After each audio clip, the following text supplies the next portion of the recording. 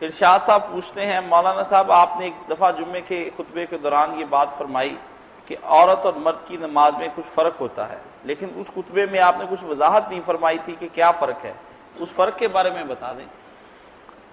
فرق یہی ہے کہ عورت جو ہے نا خود عورت کا لفظی پردہ چاہتا ہے، چھپانے کے قابل۔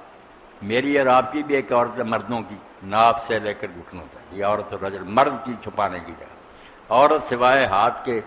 اور منہ کے اور پاؤں کے باقی اس کا پورا بدن جو ہے نا چھپانے کے لائق۔ اس لیے ہر وہ کام جس سے اس کا کوئی حصہ نمایاں ہونا کہ سجدے میں ابھر کر کرے، اوپر سے سارا اس کا جسم اوپر اٹھا ہوا نظر آئے،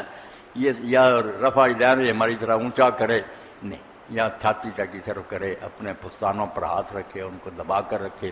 رکوع میں بھی زیادہ جھکے نہیں، بس ہاتھ جو ہے نا گھٹنوں تک پہنچ جائے، بے شک کمر نہ ہی سیدھی ہو، سجدے میں جائے تو زمین پر بیٹھ جائے، زمین پر ہاتھ اس طرح پھیلائے، پیٹ جو ہے رانوں کے ساتھ لگائے، دونوں پاؤں ایک طرف کو نکال دے، بیٹھ جائے زمین۔